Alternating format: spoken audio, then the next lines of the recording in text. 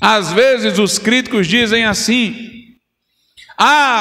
Deus agiu com parcialidade, preferiu a nação de Israel dentre as outras nações.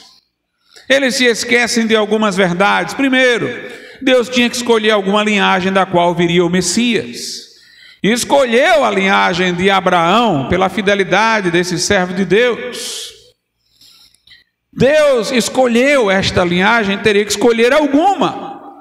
A promessa para Israel era, acima de tudo, de que dessa nação viria o Messias. E obviamente Deus teria que preparar essa nação para esse momento. Mas Deus não escolheu a nação de Israel para ela receber o que recebeu e ficar com os privilégios para si. Nos Salmos diz: anunciai entre as nações a sua glória e entre todos os povos as suas maravilhas. A nação de Israel deveria ter feito o que a igreja agora faz e que ela irá fazer no milênio: levar a palavra aos outros povos, ser exemplo para que os outros povos sirvam a Deus. Mas ela não tem sido agora, não foi naquela época, não cumpriu o seu propósito. Portanto, não é que Deus negligenciou as outras nações, é que Israel, que deveria ser a voz de Deus para as outras nações, ficou silente. Deveria ser exemplo, não foi. Mas o que esses críticos não percebem é como Deus foi duro com Israel por causa disso. Será que estas pessoas queriam estar no lugar de Israel, já que elas não têm nenhuma visão do mundo espiritual, só veem as coisas do ponto de vista físico? Então, excluída a visão espiritual, vista a coisa só do ponto de vista físico, elas queriam estar nas mãos de Israel, que viveu sob opressão por sua constante desobediência, atacada pelos assírios, atacada escrava no Egito, dominada pelos da Babilônia, dominada pelos gregos, persas, romanos, depois espalhada, sofrendo na mão dos nazistas, dos comunistas, das cruzadas católicas, a ponto de essa nação ter sofrido tanto, que na nossa linguagem, judiar de alguém é maltratar.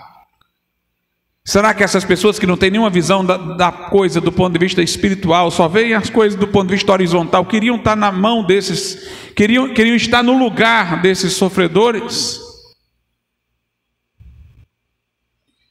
Essa nação padeceu mais, porque exatamente ela tinha uma missão e não cumpriu, e Deus foi duro com ela, mas Deus nunca se retratou de suas promessas para com essa nação. Aliás, uma das coisas que tem feito Israel sobreviver é que a nação tem orgulho do seu sofrimento.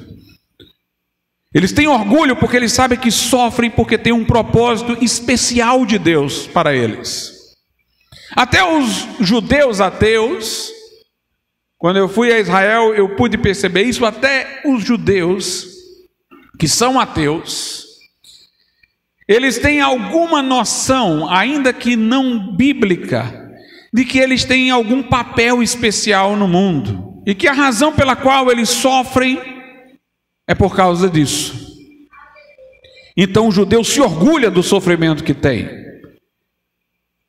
Ele sofre, mas não se vitimiza. E aliás, é isso que tem feito a nação de Israel uma nação diferente no mundo todo.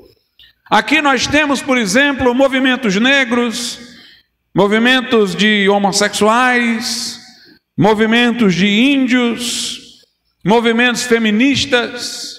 Como é que esses movimentos trabalham? Com a vitimização.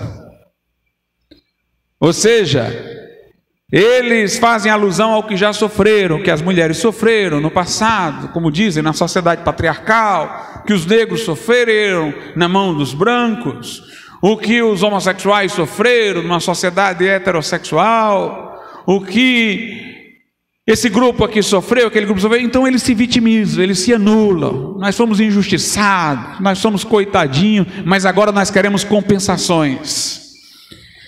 Eles, para terem fôlego para exigirem as compensações, eles têm que exagerar o que padeceram.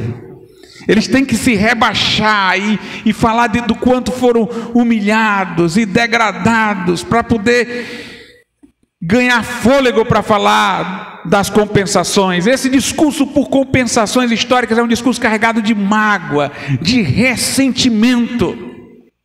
Vocês fizeram isso conosco, agora é a nossa vez de tomar espaço, nossa vez de tomar um pedaço da coisa.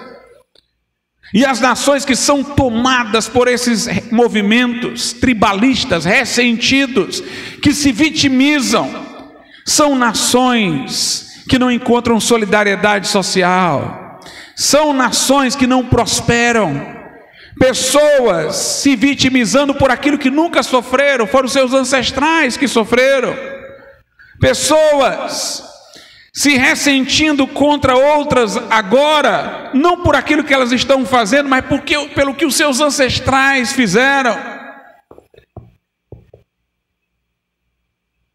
E é uma sociedade magoada, ressentida, incapaz de reconciliação, em que as pessoas vivem brigando e não conseguem essa sociedade prosperar. A nação de Israel não foi assim.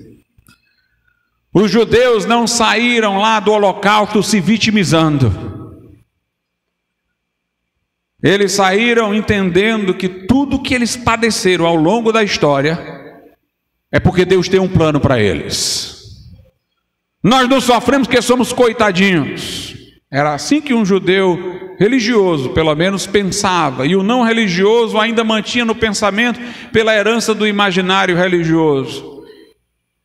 Nós não sofremos porque vocês nos fizeram sofrer, foi porque Deus permitiu.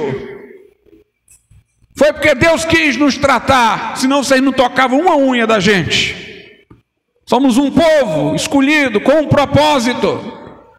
Então eles encontravam um motivo de autoestima até no sofrimento, eles não se rebaixavam não. E assim, irmãos, este povo da noite podia construir uma nação poderosa, o maior sistema de inteligência militar, a maior capacidade de defesa contra mísseis. Recentemente, dizem que nesse momento agora, já passaram de 1000 mísseis lançados. Israel consegue detê-los. Uma nação bem pequenininha, cercada de adversários por todos os lados e vitoriosa. Fez o deserto florescer com o seu sistema de irrigação, está à frente de muitas em tecnologia, à frente de muitas em avanços em áreas médicas. Vejam os grandes personagens da história. Einstein era judeu, Freud era judeu, independentemente de aquela pessoa estar com o pensamento certo ou errado, mas foram as figuras que ganharam maior visibilidade. Eu posso falar de um Karl Marx e eu posso falar de um Durkheim, Simmel, que eram sociólogos, todos judeus. Este povo, com coisas às vezes ruins e coisas boas, não cessa de interferir na história. Um povo bem pequenininho, mas nós nunca paramos de ouvir acerca deles. Vocês querem que eu lhes diga uma coisa? Está no meu livro, Direito Natural, Protestantismo em Esfera Pública. Houve um tempo nos Estados Unidos que propuseram cotas negativas contra os judeus, ou seja, os judeus só podem entrar em número X em Harvard, porque senão eles tomavam quase todas as vagas. Em vez de ser cotas positivas, todos os judeus têm direito de entrar, eram cotas negativas, eles só podem até aqui, porque senão eles tomam tudo. Um povo que sofreu, que você olha ali, eles saindo daqueles campos de concentração, aquelas pessoas ali, praticamente sem parecer mais nem humanas, e daquele povo veio essa geração forte. E nós como cristãos devemos, da mesma forma, irmãos, não nos envolvermos nesses movimentos de vitimização, compensação e ressentimento. Fomos perseguidos mais do que qualquer um. Nós cristãos fomos perseguidos, levados às arenas para sermos devorados pelos leões. Nós evangélicos, levados às fogueiras da Inquisição Católica, discriminados em países da América Latina por muito tempo. Mas nós glorificamos a Deus por isso. Você quer vencer? Glorifique a Deus!